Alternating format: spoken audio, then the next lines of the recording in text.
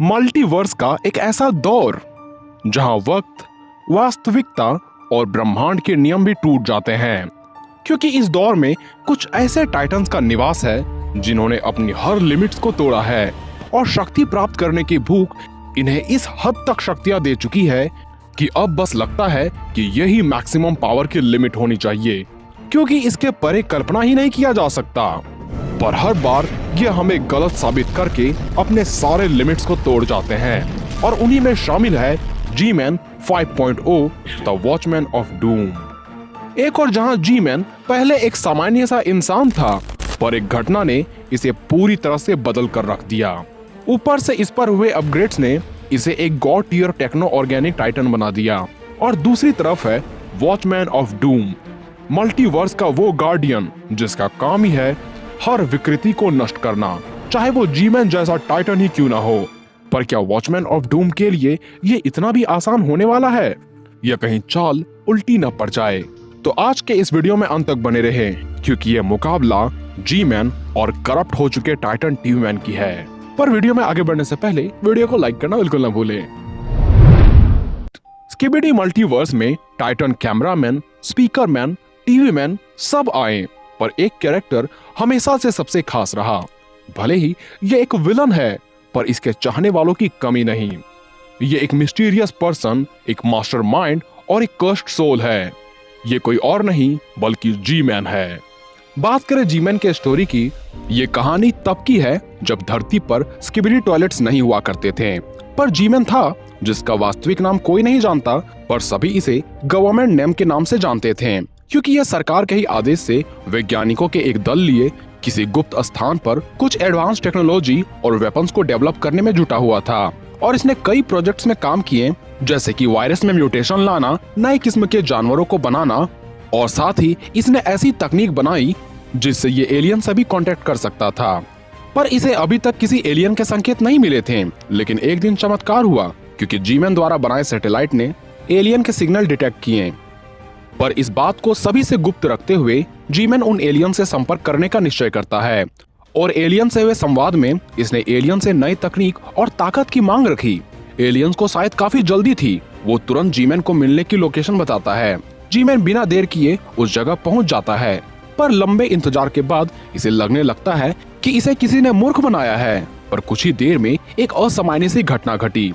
Alien इसे अपने साथ ले जाकर उसका स्वरूप ही बदलने लग जाते हैं, और उसे किसी टॉयलेट की शक्ल देकर धरती को कब्जा करने की मकसद से उसे पुनः धरती पर छोड़ दिया जाता है, ताकि ये अपनी सेना बनाकर इंसानों का यहाँ से सफाया कर सके। और इस प्रकार एक जी-मैन टॉयलेट का जन्म होता है। पर धरती को जीतने के लिए इसे और ताकत की जरूरत पड़ती है, क्योंकि इंसानों से जीतना अब इतना आसान नहीं रह गया था, क्योंकि उनकी रक्षा के लिए टाइटन्स का उदय हुआ। परिणामतः जी-मैन ने भी अपना स्वरूप कई बार बदला, जैसे कि 1.0 वाले वर्जन में ये एक ऐसा स्किबिडी टॉयलेट था जो सफेद रंग का था। ये आंखों से लेजर भी छोड़ता था, और इसे फ्लश करके भी मारा नहीं जा सकता था। और इसे एपिसोड 7, 12, 20 और 22 में दिखाया गया। 2.0 वाले वर्जन में अपग्रेड होकर इसके पास जेट पैक्स, साइड लेजर्स और आर्मर्स आ गए, और इसे एपिसोड 38 तथा 47 में दिखाया गया। 3.0 वाले वर्जन में इसके 6 लेजर्स, हेडफोन्स और मजबूत आर्मर लग गए, एपिसोड 57। 4.0 वाले वर्जन में इसके पास black armour, core reactor, shoulder laser लगी, एपिसोड 73।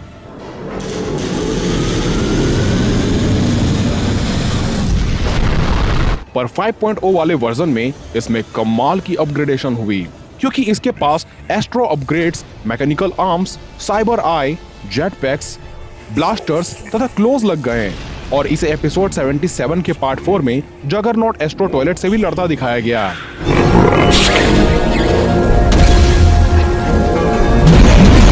बात करें 5.0 वाले जी-मैन के पावर्स एंड एबिलिटीज की, तो इसके पास है सोनिक स्क्रीम, जिससे ये एक लाउड सोनिक ब्लास्ट उत्पन्न करके एनिमीज को नष्ट कर सकता है।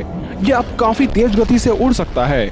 इसके कोर लेजर से पावरफुल येलो एनर्जी लेजर निकलते हैं, जिससे दुश्मनों का बचना मुश्किल हो जाता है। यह पीले रंग की ऑर्ब को फायर कर सकता है, जो दुश्मन के कांटेक्ट में आते ही फटकर उसे नष्ट कर देती है। इसके पास 8 लेजर कैनन्स या तोप लगे हैं, जिससे यह सभी को सलामी देता है। इसके मैकेनिकल आर्म्स क्लॉस कॉम्बैट में इसकी काफी मदद करते हैं। ये होलोग्राफिक शील्ड बना सकता है। इसकी गैस मास्क इसे जहरीले धुएं से बचाती है और इसकी स्ट्रेंथ तथा ड्यूरेबिलिटी का कोई जवाब नहीं। वहीं अब अगर बात करें वॉचमैन ऑफ डूम की, बूम के स्किबिडी टॉयलेट के एपिसोड 77 में Titan TV man 2.0 astro toilet से एक घमासान युद्ध में उलझा हुआ था, पर बावजूद अपने इमेंस पावर और न्यू एबिलिटीज जैसे कि जगरनॉट का शॉक वेब कैनन की एबिलिटी के पश्चात भी उसे कई इंजरीज को झेलना पड़ता है और इस लड़ाई में टाइटन टीवी मैन की मैन टेलीविजन स्क्रीन भी टूट जाती है, शोल्डर और बेल्ट टीवी भी नष्ट हो जाते हैं, पर किसी तरह वो खुद को बचाते हुए अपने बेस पर पहुंचता है और वो साइंटिस्ट टीवी मैन को कुछ सैंपल देने वाला होता है कि तभी उसे ट्रैक करते हुए वहाँ एस्ट्रो यूएफओ पहुंच जाता है और एक पोर्टल के जरिए वहाँ एस्ट्रो डचेस भी पहुंच जाती है।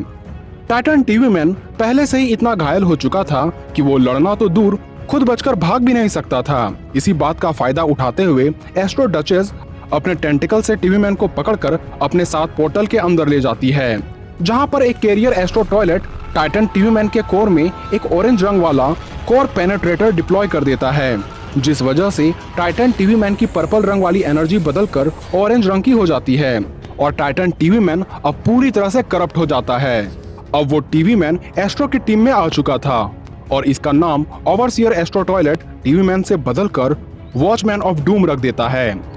वॉचमैन ऑफ डूम अब पहले से काफी अलग दिख रहा था, क्योंकि एस्ट्रोज ने इसके शरीर के साथ कुछ मॉडिफिकेशन भी करी थी, जैसे कि एपिसोड 79 में टाइटन टीवी मैन के बाएं हाथ के जगह एक काफी बड़ा और भारी प्लाज्मा कैनन लग चुके हैं।